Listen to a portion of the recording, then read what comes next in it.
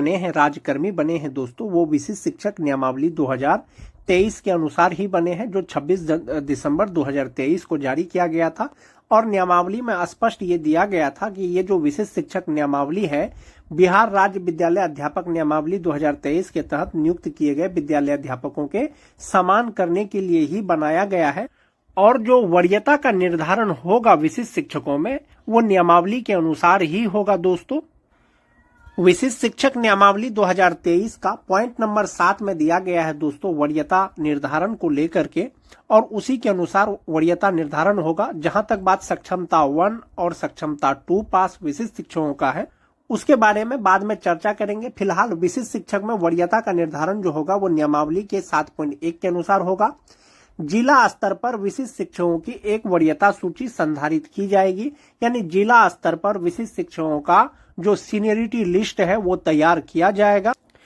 शिक्षकों की प्रत्येक श्रेणी यथा प्राथमिक, मध्य माध्यमिक और उच्च माध्यमिक के लिए विषयवार अलग वरीयता सूची तैयार की जाएगी। यानी सभी शिक्षकों का जो श्रेणीवार, जैसे 1 to 5 के शिक्षक होंगे, 6 to 8 के शिक्षक होंगे, 9 to 10 के शिक्षक होंगे या 11-12 के शिक्षक होंगे, सभी प्रकार के शिक्षकों का वरीयता सूची अलग अलग तैयार किया जाएगा।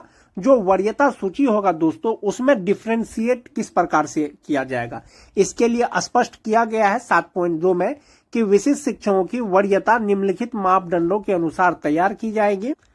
सभी विशिष्ट शिक्षकों का वरीयता निर्धारण के लिए कुल 4 पॉइंट दिया गया है दोस्तों विशिष्ट शिक्षक नियमावली 2023 में। इसमें पहला नंबर पॉइंट है कि स्थानीय निकाय के शिक्षक के रूप में प्रशिक्षित वेतनमान प्राप्त करने की तिथि से। दूसरा है, जहां 2 शिक्षक उपर्युक्त मापदंड क के अनुसार एक ही तिथि साझा करते हैं, उनकी जन्म तिथि वरीयता तय करने के लिए मापदंड होगी। तीसरा है दोस्तों, जहां 2 शिक्षक उपर्युक्त मापदंड ख के अनुसार एक ही तिथि साझा करते हैं, तो अंग्रेजी वर्णमाला में शिक्षक का नाम वरीयता तय करेगा। उसके बाद है दोस्तों, उपर्युक्त मापदंडों में फिट नहीं होने वाले किसी अन्य मामले का निर्णय विभाग द्वारा किया जाएगा, वो भी बाद में किया जाएगा। अब इसको स्पष्ट रूप से एक बार फिर से समझ लेते हैं दोस्तों। इसमें जैसा कि दिया गया है कि स्थानीय निकाय के शिक्षक रूप में प्रशिक्षित वेतनमान प्राप्त करने की तिथि से, यानी कब से आपको प्रशिक्षित वेतनमान मिल रहा है, चाहे वो सक्षमता 1 पास विशिष्ट शिक्षक हो, चाहे वो सक्षमता 2 पास विशिष्ट शिक्षक हो।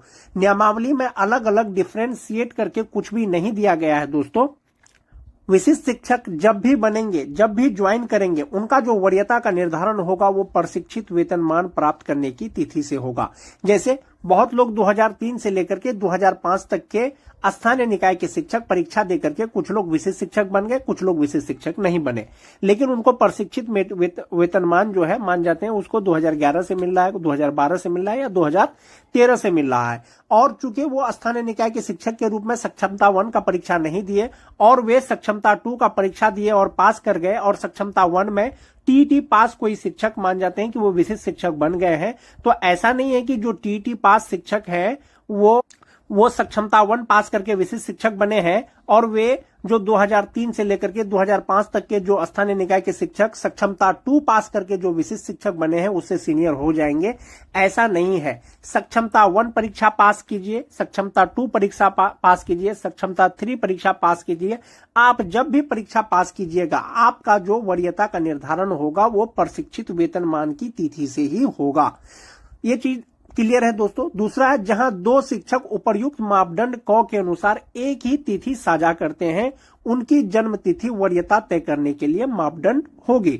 जो टीईटी पास शिक्षक हैं दोस्तों 2013 से लेकर के 2015 तक और स्पेशल उर्दू टीईटी 2016 जिनकी बहाली अनट्रेंड के रूप में हुई थी, सभी शिक्षक का जो प्रशिक्षण पूरा हुआ है दोस्तों वो 31 मार्च 2019 तक उनका प्रशिक्षण पूरा हुआ है। तो संभवतः जो टीईटी पास शिक्षक हैं दोस्तों उनका प्रशिक्षण का तिथि एक ही हो जाएगा। ऐसी स्थिति में विशिष्ट शिक्षकों का वरीयता का निर्धारण किस प्रकार से किया जाएगा, इसके लिए दोस्तों विभाग अलग से गाइडलाइन जारी करेगा। लेकिन नियमावली के अनुसार एक चीज ये दिया गया है कि अगर प्रशिक्षण का तिथि एक ही हो तो उनका जन्म तिथि वरीयता निर्धारण में जो है ये कार्य करेगा या मापदंड करेगा।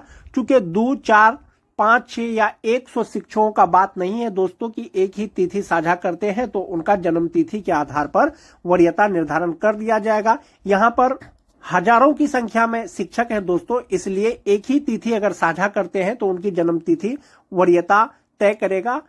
फिलहाल ये नियमावली के अनुसार दिया गया है। हो सकता है आने वाले दिनों में जब वरीयता का निर्धारण हो, विभाग के द्वारा जो है गाइडलाइन जारी किया जाए। लेकिन नियमावली के अनुसार एक चीज ये स्पष्ट है कि प्रशिक्षित वेतनमान प्राप्त करने की तिथि से वरीयता का निर्धारण होगा। यानी जो सबसे पहले प्रशिक्षित वेतनमान पा रहे हैं, यानी सबसे पहले जिनको प्रशिक्षित वेतनमान मिल रहा है, संभवतः वही सबसे सीनियर होंगे। इसमें जो 2003 से लेकर के 2005 तक के शिक्षक हैं, जो 2006 के शिक्षक हैं, 2010 के शिक्षक होंगे, 2016 के शिक्षक होंगे, 2013 के होंगे, 6th फेज के होंगे। ऐसे शिक्षकों में प्रशिक्षित वेतनमान जिनको सबसे पहले मिला है वही सबसे वरीय होंगे।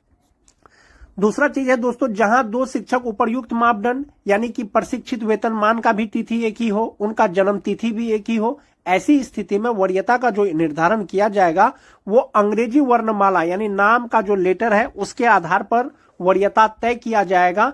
जिनका अल्फाबेट सबसे पहले होगा संभवतः वही सबसे सीनियर होंगे। ऐसा कब होगा दोस्तों? जब 2 या 2 से अधिक शिक्षकों का प्रशिक्षित वेतनमान का तिथि एक ही हो और जन्म तिथि एक ही हो। इसके अतिरिक्त जो भी मामला होगा दोस्तों वो विभाग के द्वारा बाद में निर्णय लिया जाएगा और इसी के आधार पर विशिष्ट शिक्षक का वरीयता का निर्धारण किया जाएगा। सीनियरिटी लिस्ट तैयार किया जाएगा। प्राथमिक विद्यालय का अलग, मध्य विद्यालय का अलग, माध्यमिक विद्यालय का अलग और उच्च माध्यमिक विद्यालय का अलग अलग विषयवार वरीयता सूची यानी सीनियरिटी लिस्ट जारी किया जाएगा। चूंकि विशिष्ट शिक्षक नियमावली के द्वारा ही दोस्तों विशिष्ट शिक्षक स्थानीय निकाय के शिक्षक से राज्यकर्मी बने हैं यानी विशिष्ट शिक्षक बने हैं, तो संभवतः उनका जो वरीयता का निर्धारण किया जाएगा वो नियमावली के अनुसार ही किया जाएगा। अगर इसके अतिरिक्त अगर कुछ होता है दोस्तों, संभवतः आप ये मान के चलें कि नियमावली में जो है संशोधन किया जाएगा। जैसे एक मामला है सेवा निरंतरता का। चूंकि विशिष्ट शिक्षक नियमावली 2023 में सेवा निरंतरता से संबंधित कोई भी गाइडलाइन नहीं दिया गया है दोस्तों, इसीलिए अगर सेवा निरंतरता विशिष्ट शिक्षकों को दिया जाएगा तो इसके लिए बाद में विभाग के द्वारा नियमावली में संशोधन किया जाएगा। विशिष्ट शिक्षक नियमावली के अनुसार विशिष्ट शिक्षकों को प्रोन्नति भी दिया जाएगा, लेकिन कब दिया जाएगा? लगातार 8 वर्ष की सेवा के बाद दिया जाएगा। जो विशिष्ट शिक्षक जनवरी 2025 में विशिष्ट शिक्षक बने हैं, 2033 जनवरी में वो प्रोन्नति पाने योग्य हो जाएंगे। यानी 1 to 5 के जो विशिष्ट शिक्षक हैं वो 6 to 8 के विशिष्ट शिक्षक के पद पर उनका पदोन्नति या प्रोन्नति किया जा सकेगा 2033 में। जो 6 to 8 के विशिष्ट शिक्षक हैं, 6 to 8 के वरीय विशिष्ट शिक्षक के रूप में, जो 9-10 के विशिष्ट शिक्षक हैं, 9-10 के 11-12 के विशिष्ट शिक्षक के रूप में, और जो 11-12 के विशिष्ट शिक्षक हैं वो 11-12 के विशिष्ट शिक्षक के वरीय के रूप में उनका प्रोन्नति किया जा सकेगा, लेकिन 8 वर्ष के लगातार सेवा के बाद। जो जनवरी में ज्वाइन किए हैं उनका प्रोन्नति जनवरी 2033 के बाद किया जाएगा। जो मार्च 2025 में ज्वाइन किए हैं तो उनका प्रोन्नति मार्च 2033 के बाद किया जाएगा। 1 to 5 से जो 6 to 8 में जाएंगे वो रिक्ति रहेगा तब होगा, लेकिन 6 to 8 के विशिष्ट शिक्षक वरीय विशिष्ट शिक्षक बनेंगे तो वो अपने ही स्थान में बन जाएंगे, और जो 11-12 के विशिष्ट शिक्षक वरीय विशिष्ट शिक्षक बन जाएंगे अपने ही पद पे, और जो 9-10 के हैं दोस्तों वो उपलब्ध रिक्तियों के अनुसार होगा। और प्रोन्नति पाने के लिए जो एसेंशियल क्वालिफिकेशन है दोस्तों वो होना चाहिए। यदि आप बेसिक ग्रेड के शिक्षक हैं, 1 to 5 के शिक्षक हैं, 8 साल बाद यदि आपको स्नातक ग्रेड में प्रमोशन दिया जाएगा, पदोन्नति किया जाएगा, तो संभवतः आपको ग्रेजुएट होना चाहिए। बीए, बीएससी, बीकॉम जो भी हो, आपको ग्रेजुएट होना चाहिए। वांछित योग्यता रहेगा तभी आपका प्रमोशन हो पाएगा। और जो 6 to 8 के विशिष्ट शिक्षक हैं दोस्तों, इसका भी क्वालिफिकेशन जो एसेंशियल क्वालिफिकेशन है वो होना चाहिए, तभी आप विशिष्ट शिक्षक बन पाएंगे, वरीय विशिष्ट शिक्षक। जो 9-10 के विशिष्ट शिक्षक हैं उनका जो 11-12 में जो उनका प्रमोशन किया जाएगा तो योग्यता के आधार पर किया जाएगा और उपलब्ध रिक्तियों के अनुसार किया जाएगा। नियमावली में यह चीज स्पष्ट किया गया है दोस्तों, अधिकार के रूप में कोई भी प्रोन्नति का दावा नहीं किया जा सकेगा। सभी प्रोन्नति उपलब्ध रिक्तियों के आधार पर ही होगा और विभागीय नीति को ध्यान में रखते हुए किया जाएगा। इसके अलावा सभी प्रोन्नति विभाग की प्रचलित नीति के अनुसार की जाएगी और अपेक्षित योग्यता सहित पात्रता के अधीन होगी।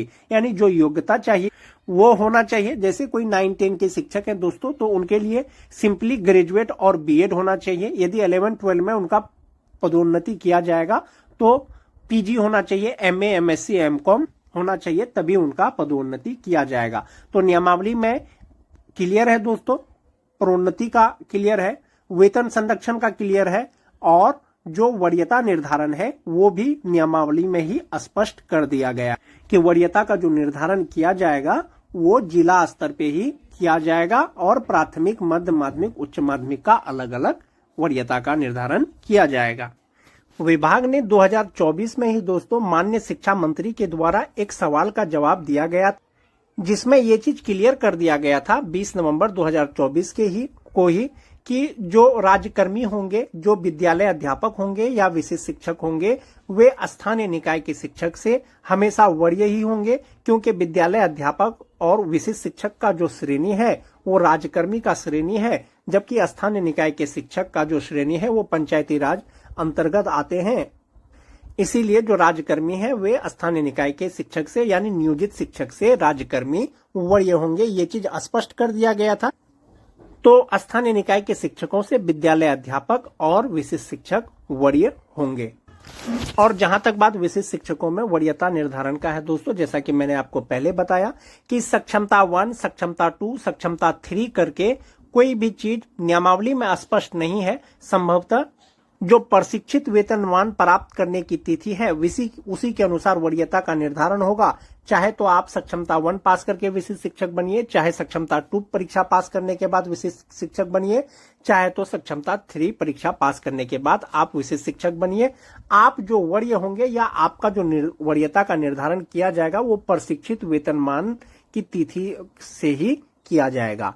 आज के वीडियो में दोस्तों बस इतना ही। वीडियो अच्छी लगे तो अपने दोस्तों में